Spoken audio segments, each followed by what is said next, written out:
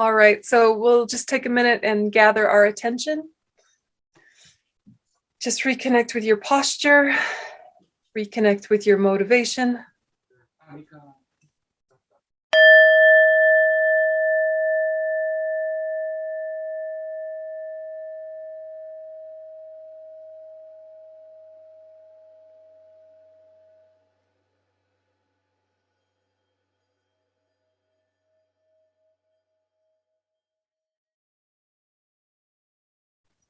Okay.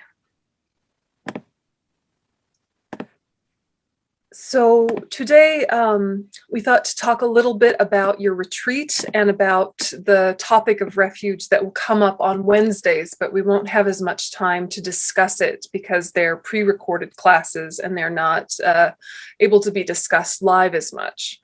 So just kind of start with sitting with what is refuge? You know, for a Buddhist, for someone who is secular, for other religions, for people who are spiritual, just try and sit with what does this word convey to you?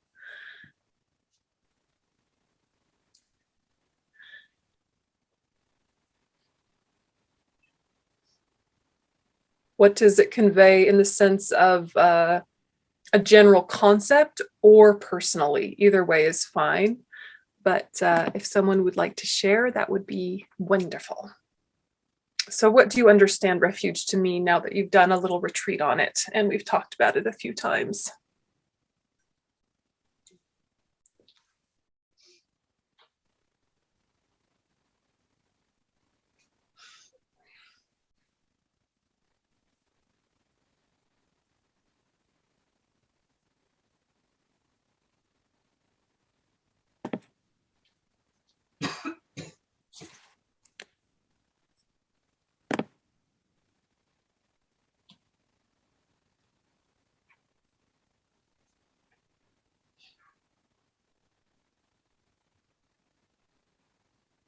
Or if you're not sure what it means, tell me about that.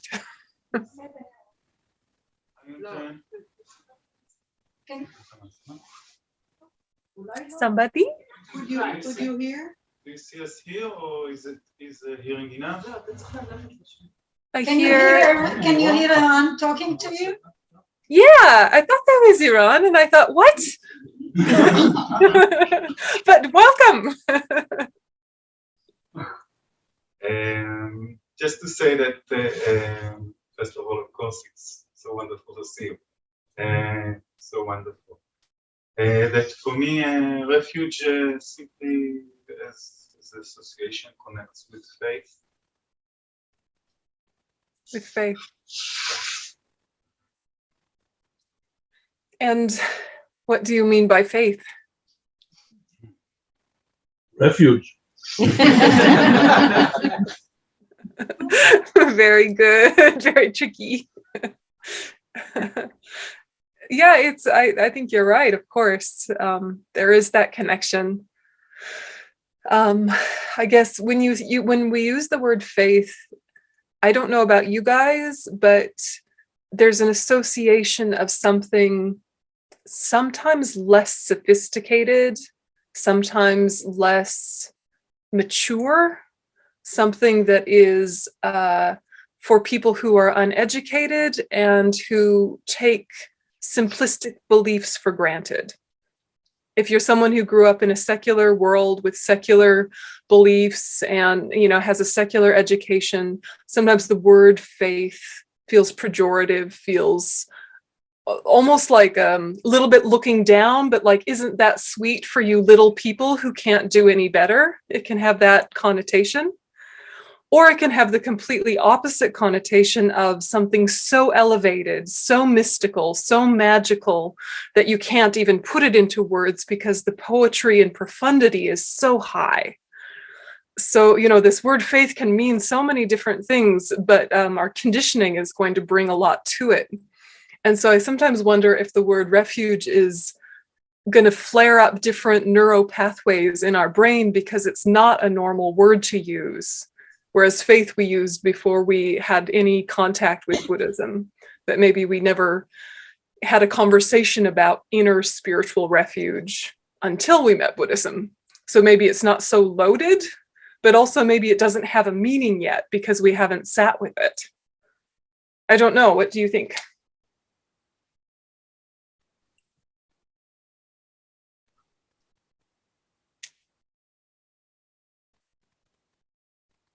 Is faith something you've had a relationship with that word for a long time, but the word refuge is a new relationship? Is that, do you think, part of what's happening?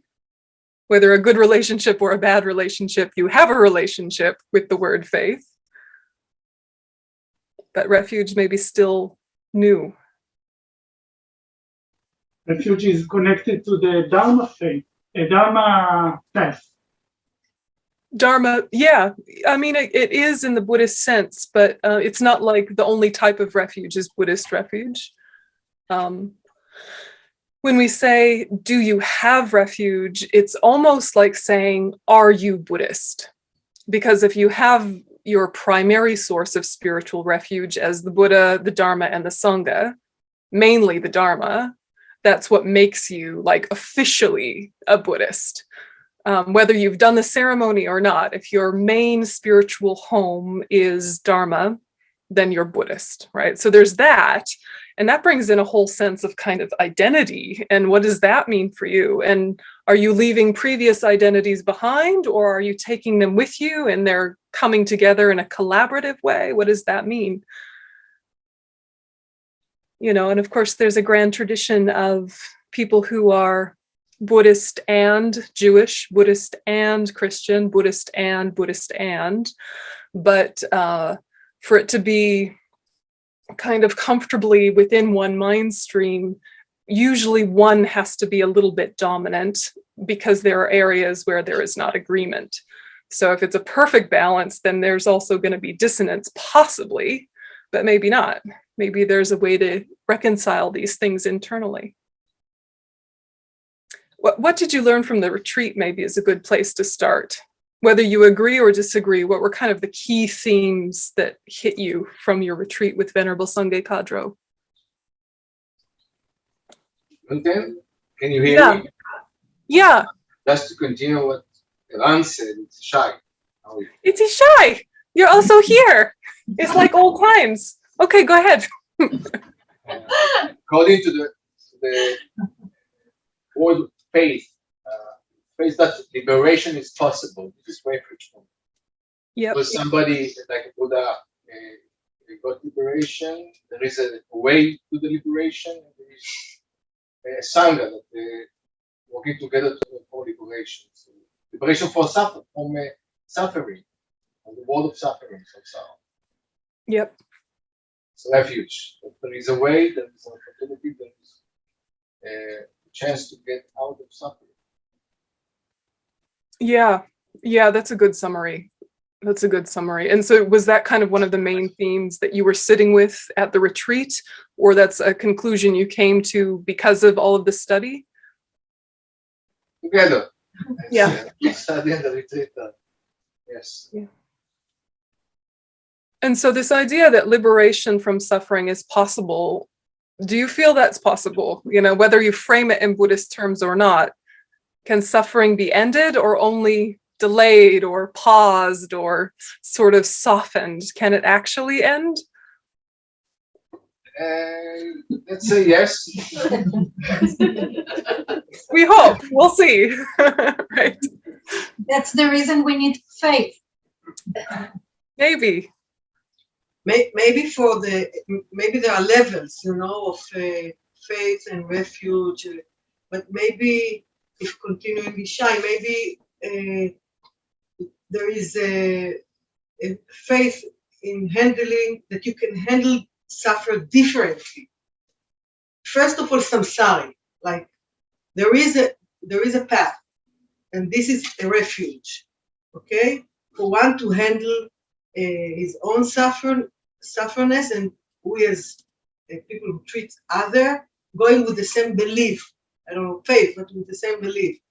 Now, if we're going higher, maybe if we dare to go higher, we can think in a higher way, like really getting I don't want to be rude, but bodhisattva way or something like this, or we can even find ourselves explaining ourselves life in terms of karma and changing karma, taking responsibility of karma, something like this. So there are certain levels of this, if you want to be serious and deep enough, Yeah, no, this is interesting. It's very interesting. Of course, we have many lists in Buddhism, as you know, so maybe I will put the types of faith list up. Maybe you can read it. I'm not sure. But, we love lists. Can you read this okay? Is it big enough? Yes.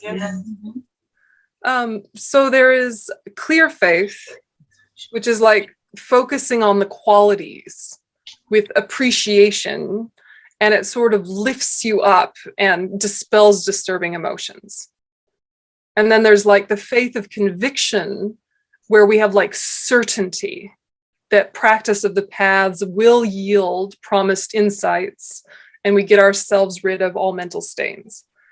And then aspiring faith is wanting to practice in order to gain these realizations and get rid of these faults. And of course, there are more types of faith than this, but all of them start with like an educated guess. You start with, here's an idea that Buddhism says, it makes enough sense to try it.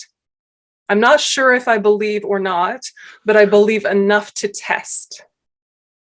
And then you build and deepen faith based on experience.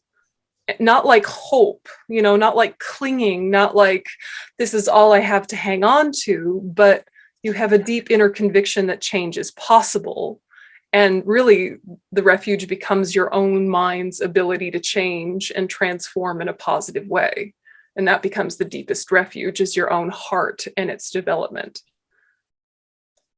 So the tools that help you with that, are Dharma, right? But we don't have to say Buddha Dharma. We can say any Dharma that helps the mind transform in a positive way is something worthy to have some kind of refuge in. But it's almost like the outer refuge is the thing that wakes up the inner refuge, which is what actually protects you from suffering. Yönten, hi, it's Asher. Nice to see you. Hey. Hi. I would think that a person can have faith when they've experienced refuge. And refuge, to me, if we take the Hebrew translation, is miklat, it's kelet, it's to be taken in, it's to be taken in. So if I'm taken in by experience being taken in, then I can have faith. In self-psychology terms, I would say that being taken in is the experience of empathy. That's what it is to be taken in, to be empathized with, to have empathy for or with. The empathic matrix is being taken in. And then that's the refuge that leads me to be able to have faith. That's a really interesting framing. Dr. Alexander Berzin, when he translates refuge from the Tibetan, he calls it safe direction, which is kind of an odd turn of phrase, but he's trying to be as literal as possible, safe direction. And what you're saying, Asher, is like being taken in or taken in. And it's almost like a directional difference, but almost at the heart of the concept is both. Yeah, you're sort of taking guidance and safe direction from, but also being drawn into. But what is it exactly? It's, whatever, compassion, kindness, all the good qualities that we all aspire to and agree with and have growing within us, etc. But it's an interesting thing to play with, like which direction am I being sort of pointed towards, or am I being pulled into, or what's happening there? And does it help me feel connected to frame it in one of those ways more than the other? Because that's the next question, is how do you connect with refuge? There are things that you believe in, but how do you feel synchronized? If you want still to be in the first question before we go to house. Yeah, sure. Is this Iris? I hear an Iris voice. Yeah, I'm sorry.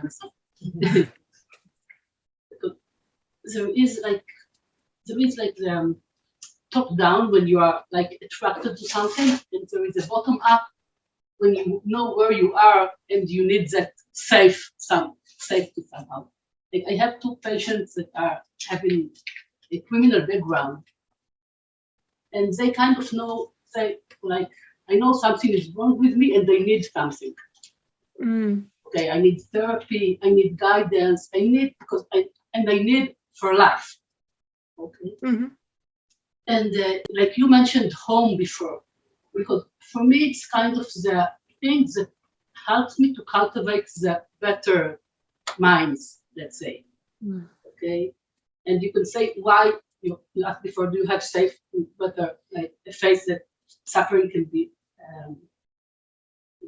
you can get free of it, but also, it's the moment when you are better or worse, like when you are afflicted more or less, okay? And refuge is the way that is a safe direction, and it's a kind of a home, and it's not because of the future, but because of your current experience, right? From your own life experience. Yeah, I agree. And there's something important that you're saying about the one needing support or asking for support from something, whether it's analysis or whatever. Is it the analysis that's giving them the refuge, or is it the fact that they have an inner knowing that understands they need something? And that ability to recognize a need and to ask almost then opens up the space for many types of support to come. Yeah. But what actually comes maybe isn't the main point. Many different things could be the medicine for the mind, but the real refuge, or a deep part of the refuge, is the knowing that you need it and the ability to ask for it. And for a Buddhist, that's part of the role of prayer, is not asking the Buddhas and Bodhisattvas to help you or fix you, but to ask your own self to open to the tons of forms of helps that are flooding into you at all times. It's an inner conversation of opening and inviting.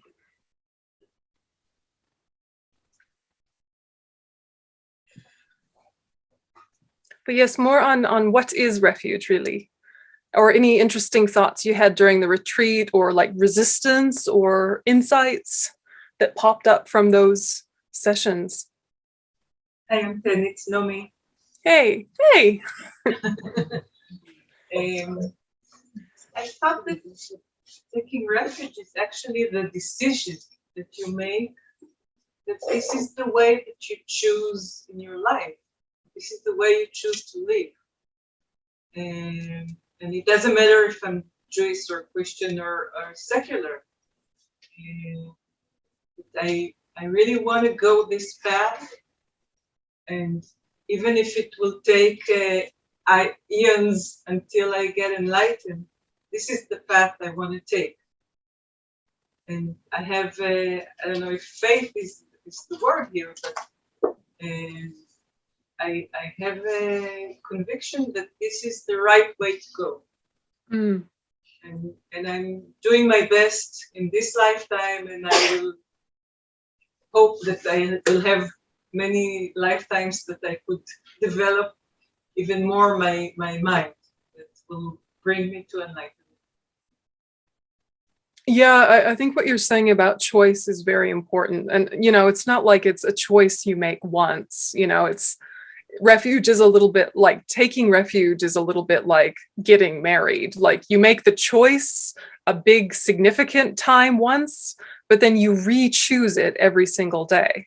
You revive it every single day because the situation changes every day. But there's a continuity of choice that was kind of launched by that initial commitment. And whether it's commitment, as you say, in Buddhism or something else, there is definitely a connotation of choice when we talk about taking refuge, for sure. And that very choice is part of what gives it power. If it feels too passive, then there's less impact, perhaps. Yeah. Other thoughts? The choosing is refer to the next question that you posed, like you have to practice. So this is how you maintain it. No?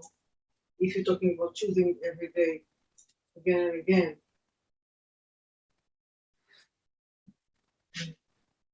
Marriage is not the best analogy to use. Well, not like I would know, right? Like, I don't know. But yeah, something that, but something that feels like it's once, but it's still more than once. There's the time that you like become a Buddhist, right? In your refuge ceremony. But if it starts and ends at that one day with your Tibetan Lama, what was the point? And what momentum can be built from that unless you're reviving it each day, or at least regularly, And so it's powerful to have the moment of truth, the moment of choosing, but it only really is profound if it's re-choosing and re-choosing in a continuous way. And like we were saying in class about repetition building depth, the repetition and the familiarity making things more stable and consistent. And so it is meaningful, the one promise, the one ceremony, but that's never really the main point. It's just kind of the catalyst. Or maybe even just a moment to decide it's a catalyst, and the catalyst happened years before, but now you're putting a frame around it. It is interesting because you'll meet people that have been, for all intents and purposes, Buddhist for years and years, but are very hesitant to identify as Buddhist. Like it's somehow asking them to leave something, or it's asking them to be something that doesn't feel quite comfortable for whatever series of good or bad reasons, who knows. But I'm always quite intrigued, what people's relationship is with promises equating to identity. And do our promises create our identity, or are they two separate functions, and does it matter? All these kinds of thoughts.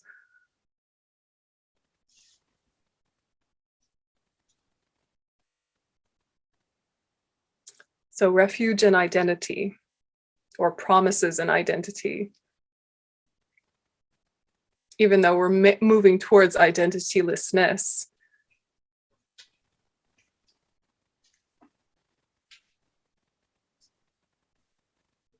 do you think it's interesting that despite Buddhists aiming towards identitylessness, selflessness, emptiness of inherent existence of the self, all these ideas, and yet there's this step where you're making an identity, you're choosing an identity?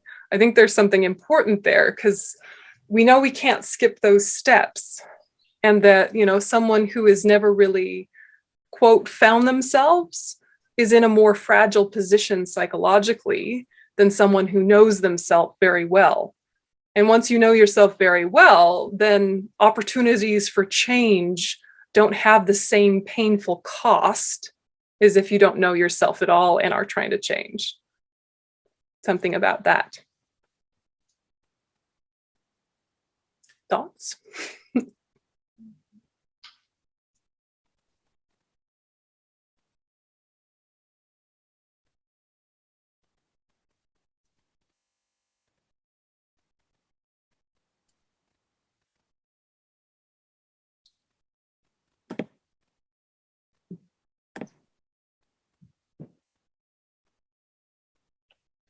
So then, oh yeah, go ahead. Yeah, please. It's an identity without identification, like that's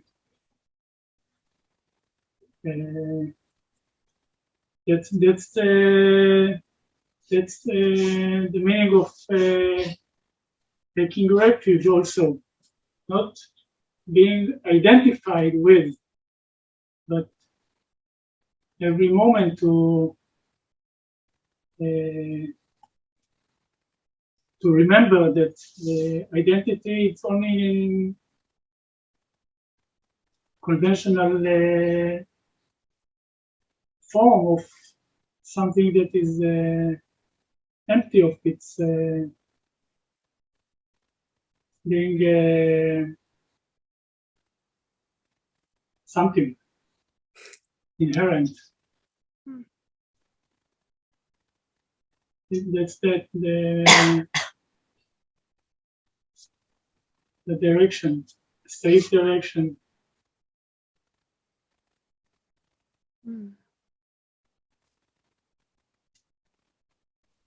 Yeah, interesting. I'm also not sure that identity is something that I am feeling that it's the prominent things when you take refuge. Like for me, it's a commitment to the path, which is also not easy to say you're committed to one path, right? But it's commitment to a path, and it's an ethical decision to take this path, no matter what the consequences might be. I'm not sure I'm not going to get to the destination, right? But I'm sure this is the good path. So there is not an identity as I feel it.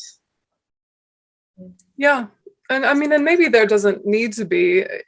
I think it's something about this thing that happens in Buddhism, especially in the debate context, where we are asked, we are invited to land on conclusions and to make promises so that we can have contrast with what we don't want. But then what it does is once you land on something, it helps you have a broader perspective of all the things around it. And then you may land differently, having first committed to something. You know, so it's a little bit like you adopt a stance, you form an opinion, you land on a conclusion, but you land lightly enough that you're flexible to adjust and widen when you get more experience and more context. So you're keeping the continuity of your initial promise. You're keeping the power of your initial commitment, but there's enough flexibility to say what this looks like this year is going to be different than next year. And that's not a contradiction, it's an expansion. And, you know, if at the core of my commitment is I'm committed to non-harmfulness, or I'm committed to the practice of compassion, or something kind of simple, profound, and orienting, and the rest of it is just elaborations on that. And there doesn't have to be the same feeling of pressure about all the tiny, minute details. You take the details that reinforce that, and you respectfully put aside the details that don't seem to. And, you know, Buddhism, like all religions, has commentaries upon commentaries upon commentaries. You know, here's what the Buddha said, and here's what another Buddha said about that Buddha, and another Buddha said about that Buddha, and here's what they all thought together when they were talking, and then here's the disagreements. And, you know, at the end of the day, you make your own commentary, but you keep coming back to the core things, and those you stay committed to, even if your relationship to them has adjustments over time. There somehow still is more power in the commitment, even if it's a little bit abstract what you're committing to. Okay. Yeah. You said religion? You call Buddhism religion? Buddhism is a religion, yes. It depends on how you define religion, of course. It depends on your definition. I was opening up the English dictionary about religion. My great-grandmother left us this huge dictionary. It's like thousands of pages. And the religion passage was like a whole page, just the definition of religion. And there was like 5 different types. But in the sense of an orienting belief system, in the sense of belief in a higher power, though not monotheistic, though not about a creator. Indeed, we are a religion, but we're also a philosophy and a science and many things that can be separated from the religious aspects.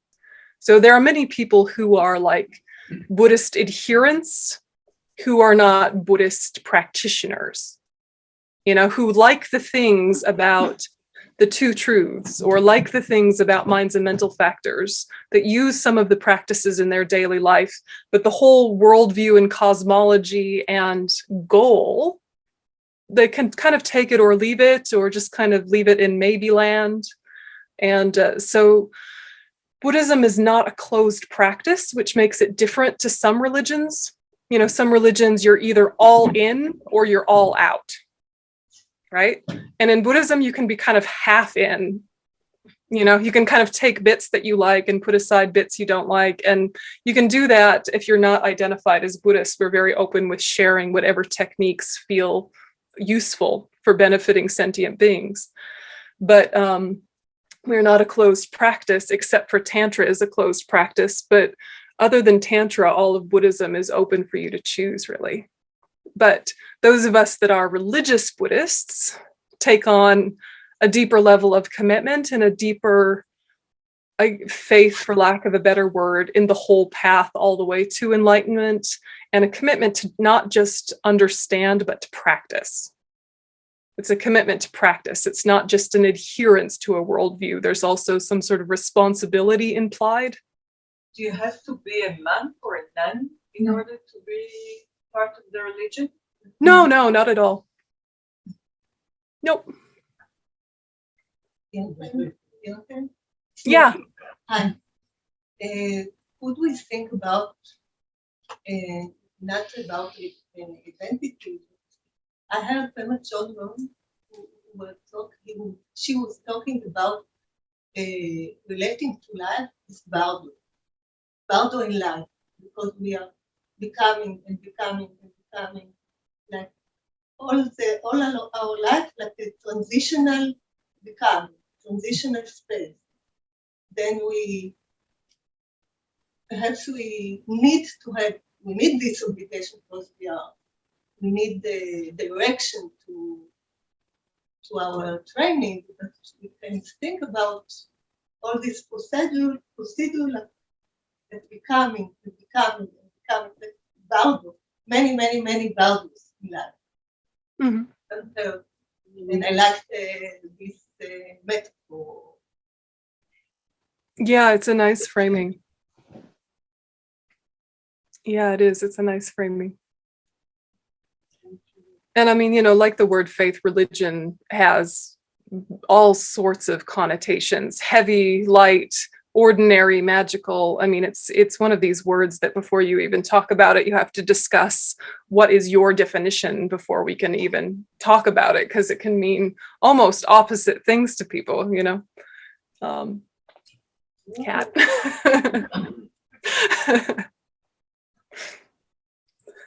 He's going after the singing bell whacker. So yeah, no, it's I lost my thread now because of the cat, excuse me. So other thoughts. I mean, my next question was, is it beneficial for everyone? Or are there some people that the idea of refuge in a spiritual path or a concept or a religion might be problematic in some way?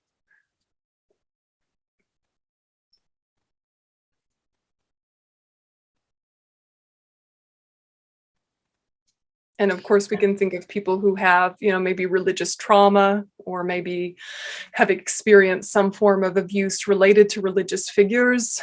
But does that negate the fact that refuge still might be of benefit to them, even the religion that they were traumatized within, if they can divorce people from practice, things like this? Yönten, I go back to the refuge, and I think Is that Dorit? Yeah. Yeah, okay, sorry, go ahead.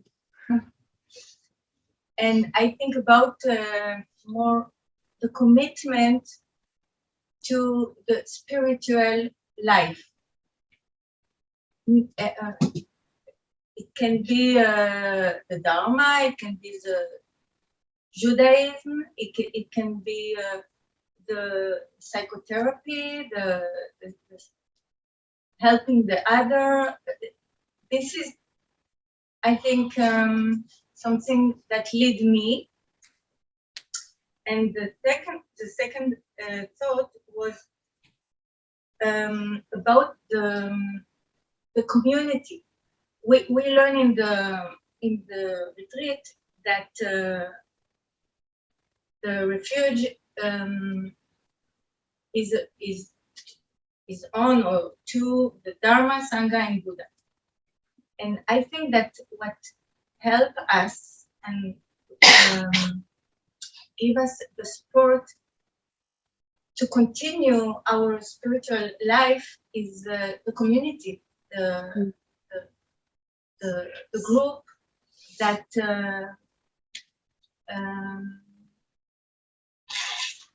that maybe it's our identity to be a part of this group, of a group of people that are committed to spiritual life. And when I say spiritual, I'm talking about all the great qualities and of course what we learn, but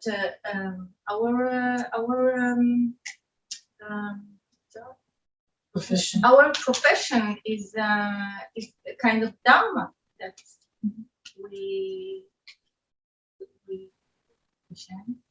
lean on too.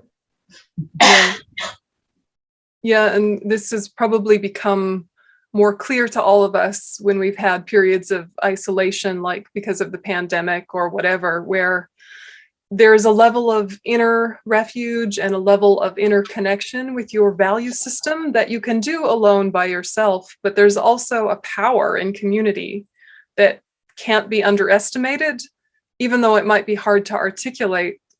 And I think there's something really important about digging into what is it about community that creates safety and opportunities for depth. And, you know, some of it is just basic. We are communal creatures, you know, we are meant to be together and to collaborate and to help each other. That's how we're built. But, you know, and so then if you're in alignment with the beliefs of the people around you, there's a relief there for sure. And there's a support there. But I think there's also something important about what it elevates you to. You know, have you been in situations where you're with people with values that are, I don't want to say less sophisticated, but maybe like less altruistic? You know, you're surrounded by people who have a little bit more of a comfort level with taking people for granted and getting things out of people in kind of an objectifying way. And they have their reasons, they have their history and their context. But when you're surrounded by people who are less altruistic for a long period of time, you can start to feel like an alien.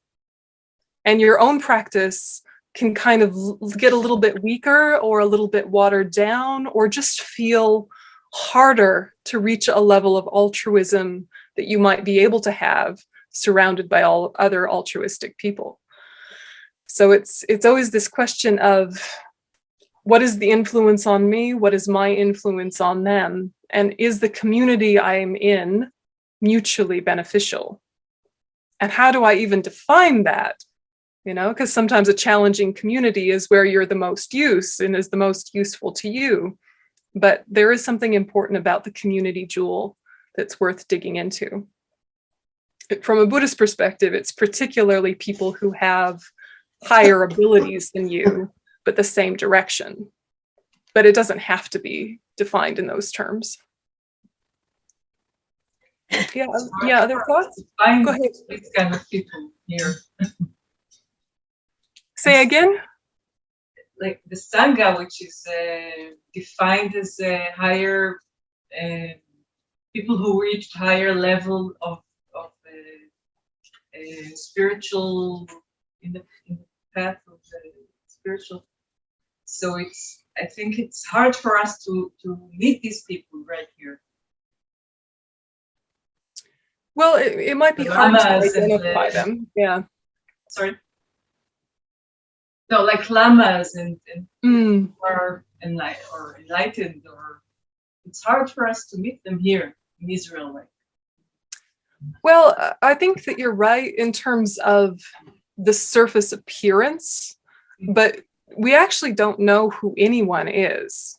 You know, the stray cat outside the center right now could be a Buddha, and the visiting lama that comes to give you a public talk might be more ordinary than you.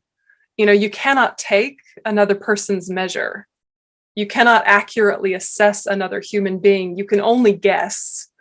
So while it is true that the access to, quote, higher beings might feel limited in certain parts of the world, that's not to say there aren't people in your life who are better at the skills that you want to be better at. You know, no doubt there is someone in your life who is more patient than you that you could be inspired by and learn from. For sure. You know, and so don't make it too special or too magic, otherwise it will feel too distant. Yeah. And the support will be less, you know. And, you know, the ultimate Sangha is like the Arya Bodhisattvas, people who have realized emptiness directly. We have no idea who's recognized emptiness directly, but the idea of them is nourishing.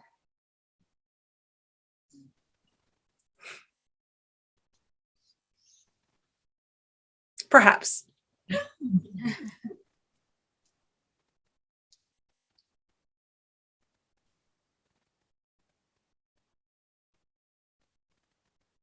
I don't know, what is it about community that is nourishing? Is it always agreement and shared values, or is it sometimes some, you know, pushing and some difficulties and the things that kind of force you to look at yourself? There's a million ways in which community can become refuge.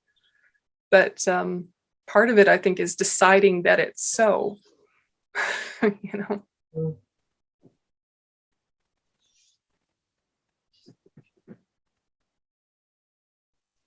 What other things came up during the retreat? Do you remember? Things in the meditations or in the Dharma talks that were confusing or intriguing, or both?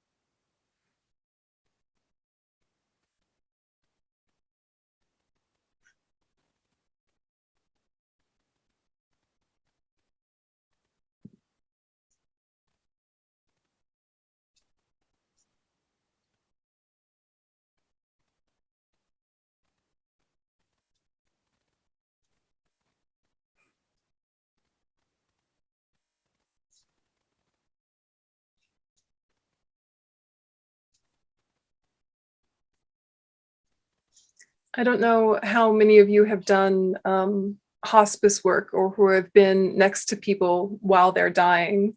But if you have, I'm sure you see the difference between people who have no faith in anything and people that do. That on their deathbed, the mind is usually much more relaxed with a mind of refuge. There's, of course, a case of, you know, an ethical atheist, secular humanist who has lived a good life that they feel was meaningful, dying with a happy mind. That is certainly the case sometimes. But there are many, many people who had something once related to refuge, had something once related to faith, and didn't really nurture it or ask themselves about it or deepen it. And then now in this last moment, when this body is not going to support consciousness or soul or whatever you want to call it, there's terror and fear and just a lot of angst around what was it all for? What is it all going towards? And it's hard to get refuge in the last minute if you haven't been working on it before then. Maybe you've had this experience being with people who are passing, or maybe even more so people with long illness, the kind of bitterness or anger that can come with people with long illnesses if they don't have a framework to understand it from. I was with my father when he died, and although he was a complete atheist, and I was with him, and I saw his face was very calm when he died. I was with him and I was supporting him with my thoughts and my speech, but also himself, he was very calm. So I don't know what gave him this calmness, but that was the thing I experienced from him. Left with a calmness. Yeah, that's fortunate. And it does happen sometimes with atheists, but it's almost like atheists have a belief, right? Their belief is not belief. Sometimes it's people that are in more ambiguity that have more distress, perhaps. His belief was in being very honest and very person who goes in the right way with, and he lived his life like that. So, and he was expecting us to do the same. So he gave us an ethical orientation, we can call that refuge for sure, an ethical orientation. Yeah, it's just something interesting to sit with of, if tonight was your last night, what would you turn to for support? And a lot of you would turn to your family members, and that would be normal and natural and useful in many ways. And then at some point you would stop being able to hear them and be able to be comforted by them, and you would be left alone with your mind. And what would your mind do all by itself in its last moments to find peace? Are just interesting questions to ask yourself.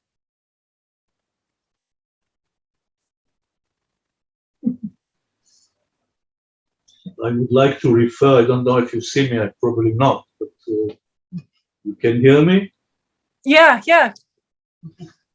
I was reminded that in the afternoon teachings that you gave, you 3 times repeated the phrase dissolving into space.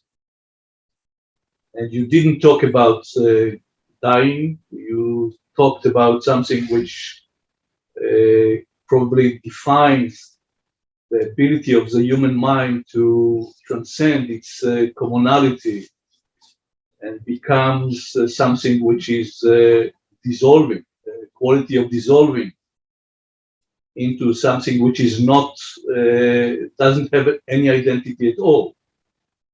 It has the quality of being able to be the home for everything else, like the space, which is a kind of home to all the planets and the stars and so on. So I think that if a dying person or a living person, in reminding himself every moment that he can dissolve into space, into being a space for the becoming or of the being of other things in the world, the universe, that's something which can be a very comforting refuge, not simple or comforting in the sense of a kind of a cliche, but as a kind of a humane highest mission, to dissolve into space in order to be a space. And it's not only a high word, because if we are coming to a very common adjective word, to be spacious, we can be spacious in every moment, in every connection or relationship with anybody. You can be constricted, or in a kind of like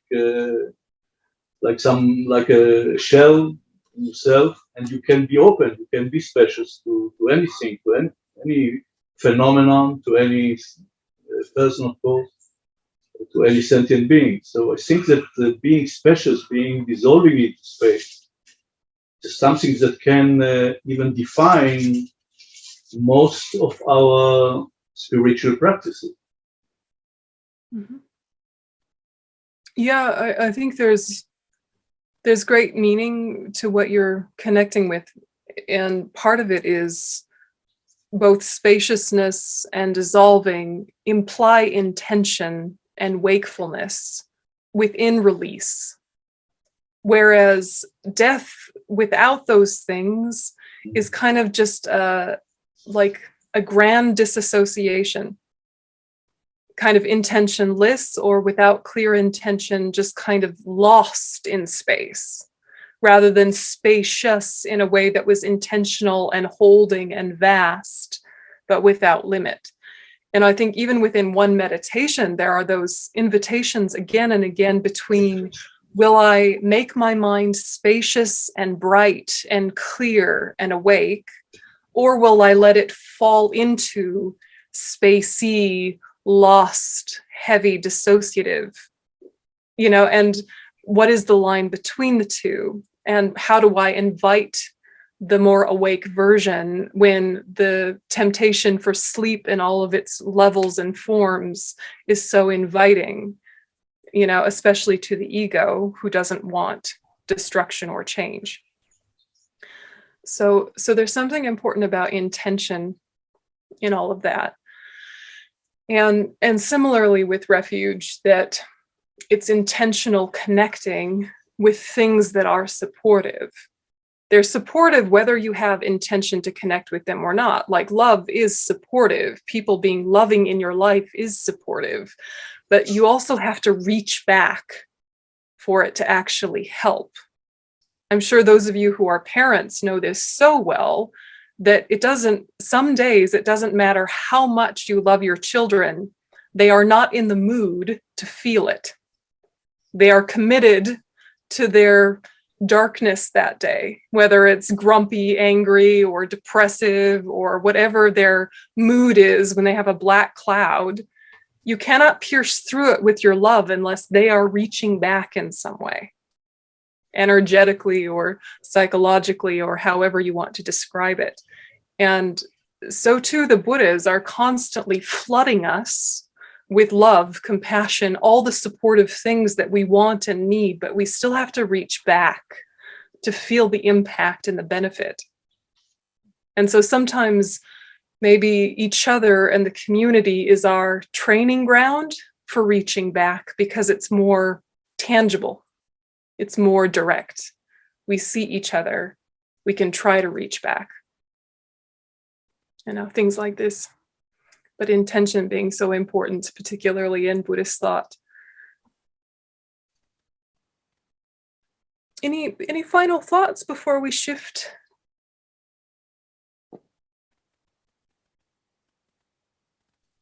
Or topics you'd like to return to in a subsequent week? I just want to mention for next meeting conversation, for us to think that the differentiation you just made between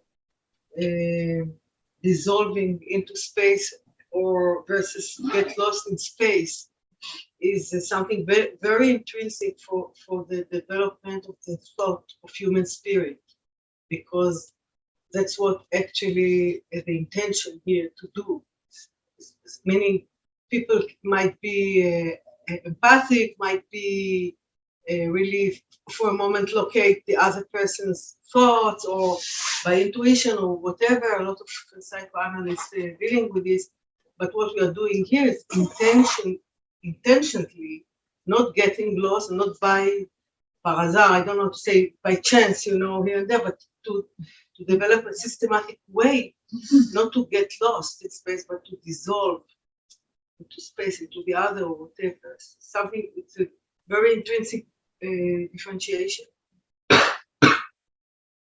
Yeah, I'm glad that you said that. And it relates somehow also to the way you guys talk about merging, and, who is merging into who and what is merging into what. And I always think whenever these words come up of there is some sort of healthy form of that is so creative and so powerful, and then there's some sort of very dysfunctional form of that can become so enmeshed and a little bit destructive. And how do you tread the line between merging healthy, merging unhealthy? And similar ideas about intention and purposefulness.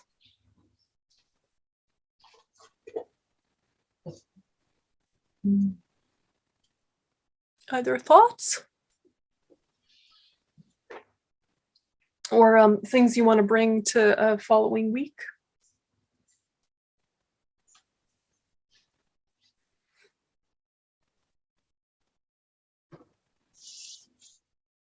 It's very late.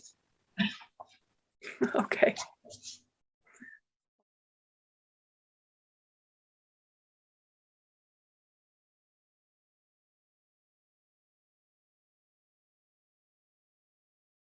You see everybody? Just a minute. I don't know if it's everybody, but it's many. It's many. I see Dorit. I see Iris. You see I Nomi? see somebody next to Iris, which is Aryeh, maybe. Yeah. You see Lana. You see Iris. Oh, you see this side. Hey, Simona. Hey. Hey, Iris. Hey, look, supervisors. 2 Iris, 3 Iris in one class. We are so lucky. Okay.